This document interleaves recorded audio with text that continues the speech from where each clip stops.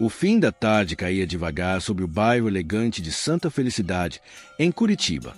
As copas altas das árvores projetavam sombras compridas pelo jardim, e o brilho azul da piscina parecia convidativo para qualquer pessoa que soubesse nadar. Para Dona Antônia, de 75 anos, porém, aquela água era sinônimo de perigo mortal.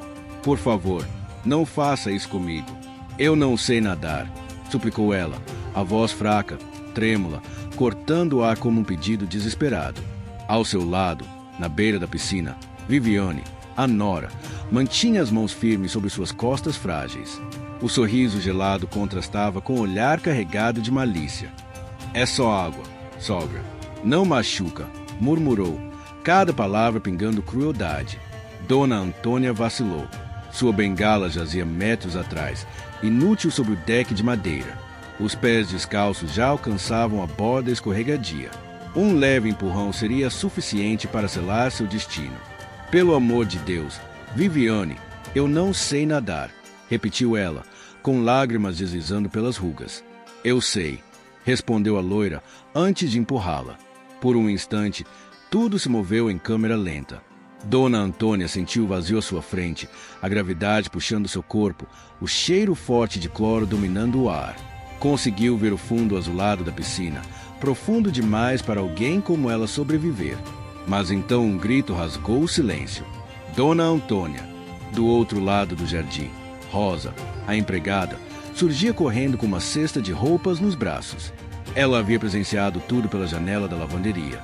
Viviane empurrando a sogra, a água aberta como uma boca prestes a engolir a idosa.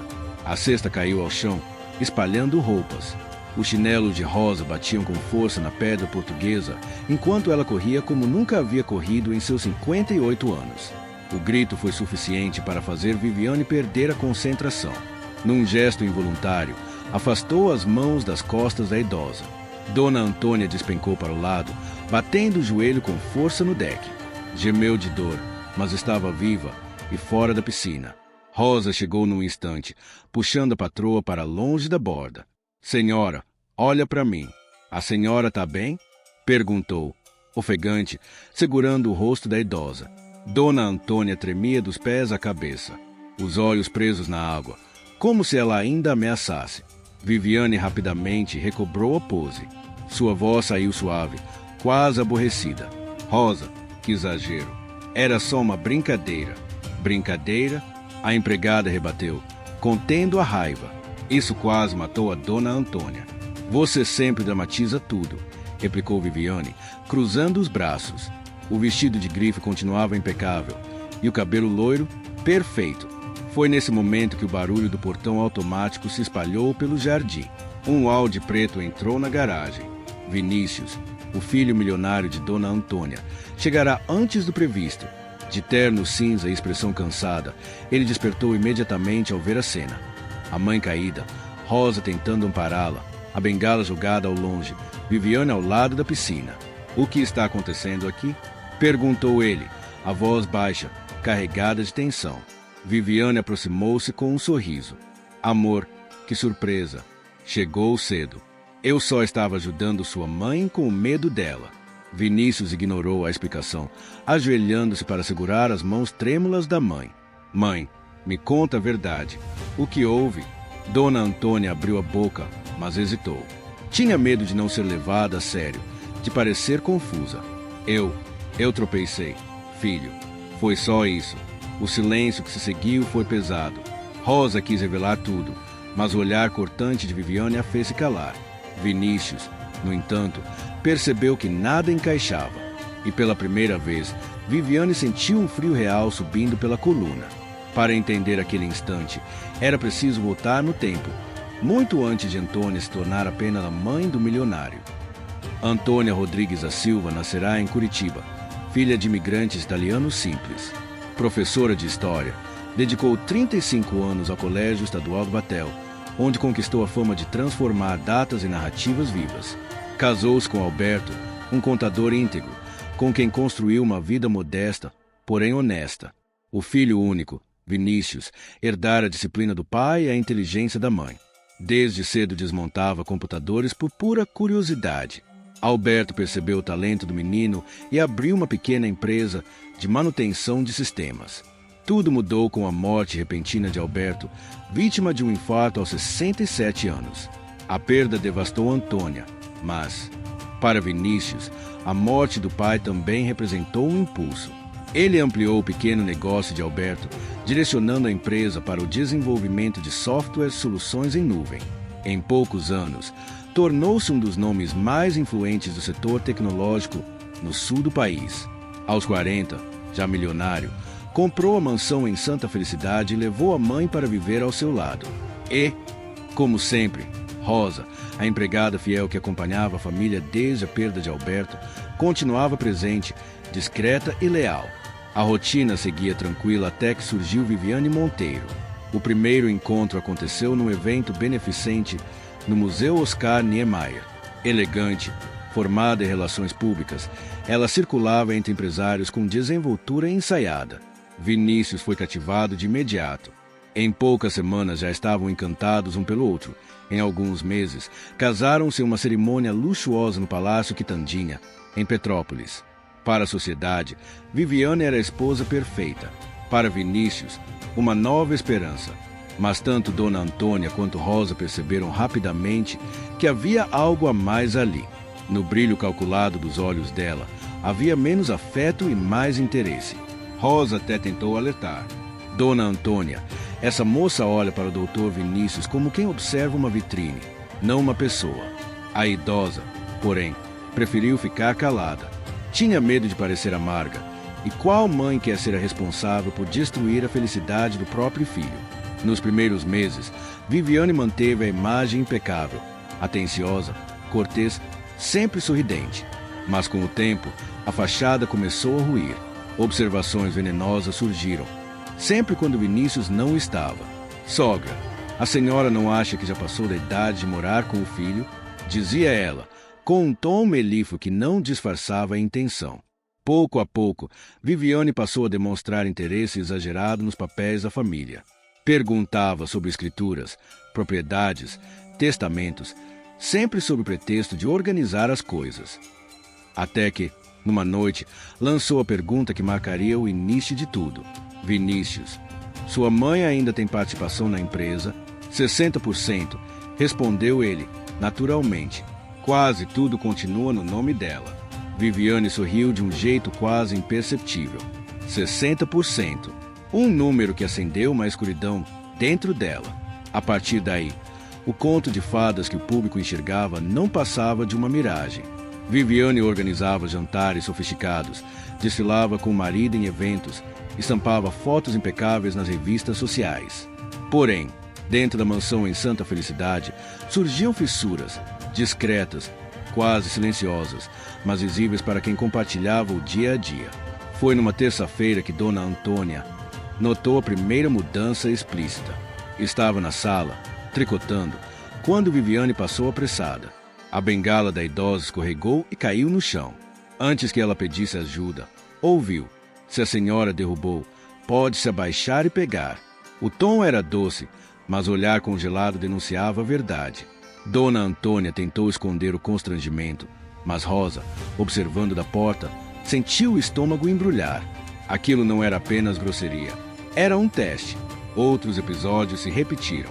O chá delicado que Rosa sempre preparava foi substituído por água quente sem açúcar para o bem da saúde. Os jornais que Vinícius deixava para a mãe começaram a ser esquecidos no portão.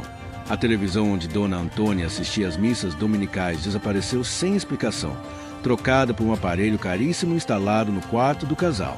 Diante do marido, Viviane continuava a esposa dedicada. Oferecia cobertores extras, cortava frutas para a sogra, a acompanhava pelo jardim. Mas bastava Vinícius sair para o trabalho e a máscara despencava. A senhora podia se esforçar mais, não acha? Comentou certa vez enquanto ajudava a Dona Antônia a subir as escadas. Vinícius não precisa carregar o peso de uma mãe frágil. A frase machucou mais que o esforço dos degraus. Rosa, cada vez mais desconfiada, passou a estar sempre por perto, acompanhando a idosa em tudo, fingindo zelo, mas na verdade observando cada gesto de Viviane. Até que veio o episódio que tirou qualquer dúvida. Era fim de tarde. Vinícius estava em São Paulo para uma reunião com investidores. Dona Antônia assistia televisão quando Viviane entrou com um sorriso falso. Vamos caminhar até a piscina, sogra. Um pouco de ar fresco vai lhe fazer bem. A idosa hesitou, mas a acompanhou. Caminharam até o deck. Viviane a posicionou bem na borda. Sabe, às vezes eu penso que o Vinícius seria mais livre, se não carregasse tantas responsabilidades. A senhora, por exemplo, ocupa um espaço enorme na vida dele. Ele é meu filho. Sempre cuidou de mim, respondeu Dona Antônia, firme apesar do medo. Pois é, mas os filhos crescem. Não crescem? Disse Viviane, inclinando-se, aproximando-se perigosamente da sogra. Foi nesse momento que Rosa surgiu carregando uma bandeja de chá. Ao perceber o que estava acontecendo, deixou uma das xícaras cair no chão de propósito, o barulho ecoando pelo deck. Viviane recuou de imediato, tentando aparentar naturalidade. Ei, Rosa, que atrapalhada, comentou, escondendo a irritação atrás de um sorriso forçado. Mas Dona Antônia sabia que não estava imaginando nada. A cada dia, sentia mais claramente que sua segurança dentro da própria casa estava ameaçada. Naquela noite, antes de dormir, segurou com força o terço que guardava no criado mudo. Murmurou uma prece curta, mas carregada de medo. Senhor, não me deixe cair nas mãos dela. Enquanto a tensão crescia dentro da mansão, Viviane deixava seus planos cada vez mais nítidos. Ela não havia se casado com Vinícius por amor, embora soubesse representar isso com perfeição. Seus olhos estavam fixos em algo bem mais concreto, o patrimônio da família. Numa tarde chuvosa de sábado, com Vinícius trancado no escritório participando de uma conferência online, Viviane aproveitou para organizar alguns documentos guardados no cofre. Convencia o marido de que queria ajudá-lo com a parte burocrática da empresa. Na verdade, queria mapear com precisão todos os bens, ações e imóveis. Foi então que encontrou o documento que mudaria tudo. O testamento de Alberto, ainda válido, e nele, o essencial permanecia nas mãos de Dona Antônia. 60% das ações da empresa, além da mansão de Santa Felicidade. Viviane encarou o papel em silêncio, mas internamente fervia. Como era possível que aquela senhora aparentemente frágil fosse a verdadeira proprietária de tudo? A lógica dela foi rápida e gelada. Se Dona Antônia morresse, a herança cairia naturalmente no colo de Vinícius. E como esposa dele, Viviane teria acesso total a tudo, sem divisão alguma, já que ele era filho único. Foi naquele dia que a semente da obsessão finalmente brotou. Nos meses seguintes, Viviane passou a vigiar a sogra como quem estuda uma presa. Observava cada fraqueza, os momentos de cansaço, a dificuldade com degraus, pequenos esquecimentos, tropeços inocentes, tudo que poderia ser transformado em um acidente. A senhora não devia andar sozinha. Sogra, disse ela certa vez enquanto acompanhava pelo jardim. Uma queda, na sua idade, pode ser fatal. A voz era suave, mas Rosa, sempre por perto, percebeu a ameaça velada por trás das palavras. À noite, no quarto, Viviane plantava ideias na cabeça do marido. Amor. Não ache estranho sua mãe ainda comandar a maior parte da empresa. Estranho? Não. Ela e meu pai construíram tudo, respondia Vinícius, distraído. Quando chegar a hora, tudo será meu de qualquer forma. Mas você já toca tudo sozinho, insistia ela, com falsa preocupação. Talvez seja a hora de ela descansar, aproveitar a vida. Vinícius nunca desconfiava. Para ele, eram apenas observações inocentes. Mas para Viviane, cada frase colocada era uma peça do plano. Rosa, entretanto, começava a juntar os indícios. Conhecia Viviane o suficiente para saber que nada do que ela fazia era casual. Se Dona Antônia era a verdadeira detentora da fortuna, então estava em perigo. Certa noite, Rosa cruzou o olhar com o da patroa, que rezava baixinho segurando o terço. Não trocaram palavras, não precisavam. Ambas sabiam que havia algo maligno dentro daquela casa. E esse algo tinha nome, Viviane. A partir daí, a mansão deixou de ser um lar. Transformou-se num campo de batalha silencioso, onde cada gesto vinha carregado de intenções ocultas. E os acidentes começaram. Primeiro, um tapete escorregadio colocado precisamente no caminho onde Dona Antônia costumava passar com a bengala. Depois, A troca dos óculos da idosa por um par muito parecido, mas com lentes erradas, fazendo-a esbarrar nos móveis. Ai! Exclamou Dona Antônia certa tarde, após quase cair no corredor. Viviane apareceu imediatamente. Cuidado, sogra, disse, com falsa preocupação. A senhora anda tão distraída ultimamente. Tem certeza de que está bem? O tom era doce, mas os olhos denunciavam o prazer que sentia ao vê-la enfraquecer. Fragilizada, Rosa já não conseguia disfarçar a revolta. Dormia cada vez menos, mantendo-se alerta a cada passo da patroa. Tinha consciência de que não poderia acusar Viviane sem provas. Vinícius, ainda enfeitiçado pela imagem perfeita da esposa, provavelmente não acreditaria. Mas as máscaras não duram para sempre. Foi no almoço de domingo que a tensão explodiu pela primeira vez diante de Vinícius. A mesa estava posta com massas e molhos preparados por Rosa. Dona Antônia tentava cortar um pedaço de frango, mas a faca escorregou de sua mão trêmula. Sogra, será que não está na hora de comer só sopas? Comentou Viviane em voz alta, rindo levemente. Fica feio passar vergonha assim na frente de todos. A sala ficou em silêncio. Rosa arregalou os olhos. Vinícius, distraído com o celular, levantou o olhar devagar. Dona Antônia ficou vermelha, mas não disse nada. Viviane, a voz de Vinícius soou firme. Não fale assim com a minha mãe. Foi a primeira vez que a defendeu de forma direta. O rosto de Viviane endureceu por um segundo, mas logo recompôs o sorriso. Amor, eu só estava brincando. Você sabe como sou boba. Mas por dentro ela queimava de ódio. Rosa percebeu também que quanto mais Viviane era confrontada, mais perigosa se tornava. Naquela mesma noite, Rosa decidiu procurar ajuda. Telefonou para Dr. Álvaro, amigo de longa data da família e advogado de confiança. Contou-lhe, em voz baixa e trêmula, sobre os incidentes que vinham acontecendo. Rosa, eu preciso que você observe tudo com atenção e registre cada detalhe. Se Viviane realmente está tentando algo, precisaremos de provas, disse Álvaro. Sério, Rosa concordou. Sua intuição de mulher simples dizia que aquela jovem não era apenas vaidosa ou ambiciosa. Havia algo de sombrio em suas intenções. E se fosse você no lugar da Rosa, o que faria? Contaria tudo de uma vez para Vinícius, mesmo sem provas? Ou ficaria em silêncio para não perder o emprego e acabar sendo desacreditada? Comenta aqui embaixo de onde você está assistindo essa história. Quero muito saber. E aproveita para deixar o seu like, se inscrever no canal e compartilhar este vídeo com alguém que também gosta de histórias emocionantes. Isso ajuda demais o canal a crescer e a continuar trazendo histórias como essa. A tensão dentro da mansão atingia níveis insuportáveis.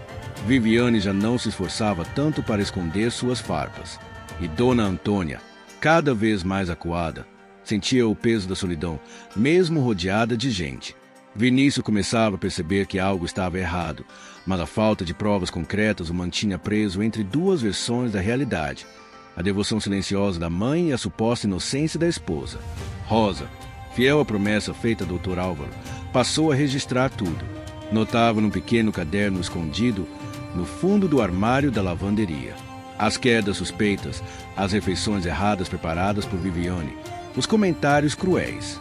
Certa noite encontrou açúcar misturado com sal na cozinha. Um detalhe que poderia passar despercebido, mas que quase causou uma crise de pressão em Dona Antônia. Rosa fez questão de guardar uma amostra embrulhada num plástico como prova. Enquanto isso, Vinícius começou a notar as contradições. Um exemplo claro aconteceu quando levou a mãe para uma consulta médica de rotina. O médico elogiou a saúde de Dona Antônia, dizendo que, apesar da idade, estava forte e lúcida. Vinícius sorriu aliviado, mas quando relatou isso a Viviane, a reação dela foi imediata. Estranho, porque aqui em casa ela vive tropeçando, esquecendo as coisas, derrubando objetos. Às vezes penso que está entrando numa fase de demência. A frase acendeu um alerta. Vinícius conhecia a sua mãe. Sabia que ela podia ser frágil fisicamente, mas jamais perderá a lucidez. Começou a juntar peças que até então estavam soltas. O estupim veio numa noite chuvosa. Vinícius chegava tarde de uma reunião e, ao atravessar o jardim, ouviu vozes alteradas vindas da varanda. Aproximou-se em silêncio e flagrou a cena. A senhora é um estorvo, Dona Antônia. Viviane ceava, pensando que estavam sozinhas. Um peso morto que só atrapalha a vida do Vinícius. Eu nunca quis ser um peso. Só quero que meu filho seja feliz, respondeu a idosa com a voz embargada. Ele seria muito mais feliz se não tivesse que cuidar de você. O sangue de Vinícius gelou. Ficou imóvel, escondido na sombra, ouvindo cada palavra. Pela primeira vez, não era Rosa quem lhe trazia suspeitas. Ele mesmo testemunhava a crueldade da esposa. No dia seguinte, procurou o doutor. Álvaro em segredo. Preciso entender tudo, Álvaro, disse tenso. Quero saber o que minha mãe realmente possui. Quero ver os documentos do testamento e, principalmente, preciso de provas que Viviane anda tramando. Álvaro assentiu. Já estava preparado. Graças ao relato de Rosa, tinha em mãos um dossiê com datas, descrições até pequenos vestígios guardados. Vinícius, seu instinto não está errado. O que está acontecendo dentro da sua casa não é só ciúme de nora e sogra. É algo mais sério. Naquele instante, Vinícius sentiu o chão se abrir sob seus pés. A esposa, que jurara amor eterno no altar, estava tentando, de forma sutil e calculada, destruir a mulher que lhe dera vida. E algo dentro dele dizia que se não agisse rápido, o pior ainda estava por vir. A semana seguinte parecia carregada de presságios. O céu em Curitiba amanheceu encoberto por nuvens pesadas, e dentro da mansão o clima não era diferente. Viviane estava inquieta, como um animal enjaulado. Vinícius, por sua vez, observava cada gesto da esposa, sem revelar que já tinha descoberto parte de suas intenções. Naquela sexta-feira, tudo explodiu. Dona Antônia estava sentada na varanda bordando calmamente, quando Viviane se aproximou com um sorriso falso. Sogra, vamos caminhar até a piscina. O dia está abafado. Um pouco de ar lhe fazer bem. Antônia hesitou. As lembranças da tentativa anterior ainda estavam frescas. Mas antes que pudesse responder, Viviane já estava puxando o ar suavemente pelo braço. Vamos, não seja teimosa. Rosa, que varria o jardim, observou de longe o coração acelerado. Algo em seu instinto dizia que não era apenas um passeio. Ao chegarem à beira da piscina, Viviane deixou cair de propósito uma pulseira de ouro dentro da água.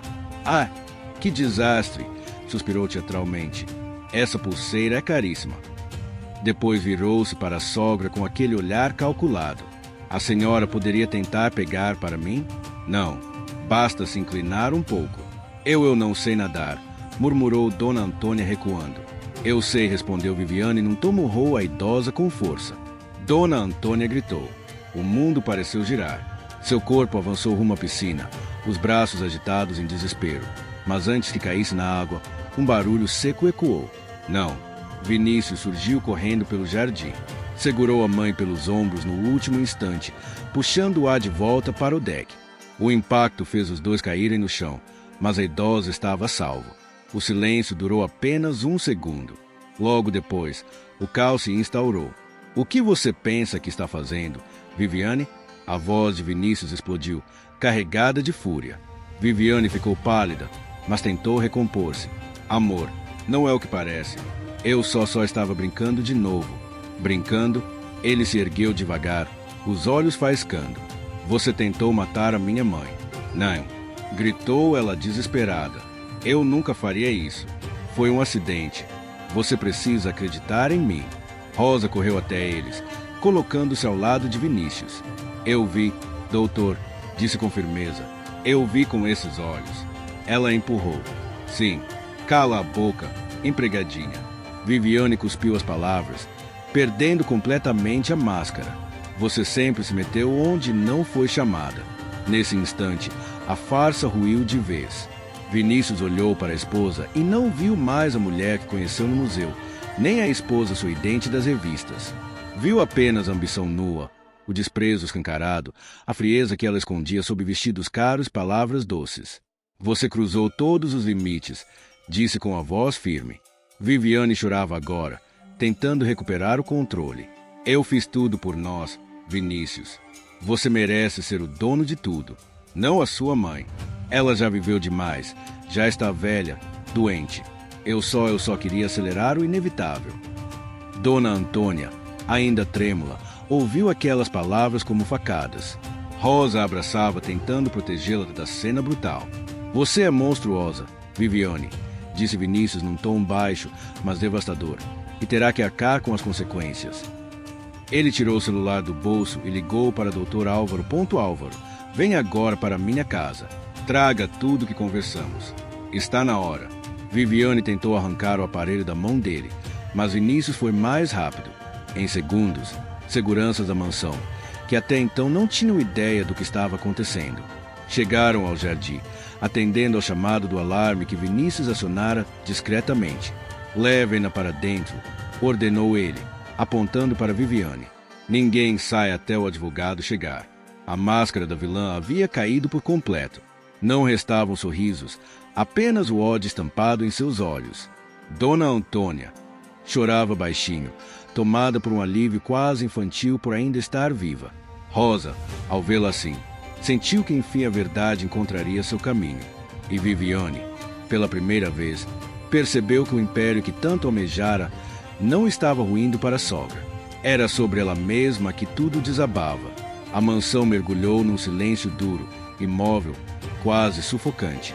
Confinada na sala de estar, sob o olhar atento dos seguranças, Viviane andava de um lado para o outro como uma fera encurralada. Tentava imaginar alguma desculpa, algum discurso capaz de virar o jogo, mas nunca suas palavras lhe pareceram tão ocas. No quarto, Dona Antônia ainda tremia. Rosa segurava sua mão com delicadeza, sussurrando consolo a cada soluço. Acabou. Minha senhora, o doutor Vinícius viu tudo. A máscara dela não volta mais. Vinícius, no escritório, aguardava Dr. Álvaro com o coração pesado. Caminhava inquieto, esmagado por sentimentos contraditórios. Amor pela mãe, gratidão pelo passado e a dor profunda de ter sido enganado pela mulher a quem jurara fidelidade. A campainha finalmente soou. Dr. Álvaro entrou, sério, carregando uma pasta volumosa. Cumprimentou Vinícius e foi direto ao ponto. Tenho aqui documentos, depoimentos e provas do que Rosa testemunhou nos últimos meses. Incluem evidências materiais dos acidentes provocados por Viviane. Vinícius folheou cada folha e seu peito se apertou. A dúvida já não tinha espaço. Chamou os seguranças. Minutos depois, Viviane foi trazida ao escritório. Ela tentava manter a postura, mas o olhar decidido do marido a desmontava. Viviane, começou ele, com a voz embargada, eu ouvi o que você disse à minha mãe. Você não só colocou a vida dela em risco, como também mostrou que nunca me amou de verdade. Não, Vinícius, por favor, eu perdi a cabeça. Foi um deslize, implorou ela, já sem o brilho convincente que costumava usar como arma. Dr. Álvaro abriu a pasta e espalhou os documentos sobre a mesa. Deslizes não se repetem tantas vezes. Isso tem outro nome, premeditação. A frase caiu como um golpe. Viviane tentou aproximar-se de Vinícius, mas ele deu um passo para trás. A partir de agora, declarou, firme, você não tem mais voz dentro desta casa. Vai responder por cada uma das suas escolhas. Os soluços dela se transformaram em gritos enfurecidos, mas nada mais abalava a decisão dele. A mansão, anti-cenário perfeito para suas encenações, agora era palco da sua queda definitiva. Os dias seguintes foram marcados por um silêncio novo, não opressor, mas restaurador. A casa, antes sufocada por tensão e manipulação, parecia respirar novamente. Dona Antônia melhorava devagar, cuidada por Rosa e observada com atenção pelo filho. Viviane, por sua vez, enfrentava as consequências. O processo aberto por Vinícius, conduzido com rigor por Dr. Álvaro, avançou rapidamente.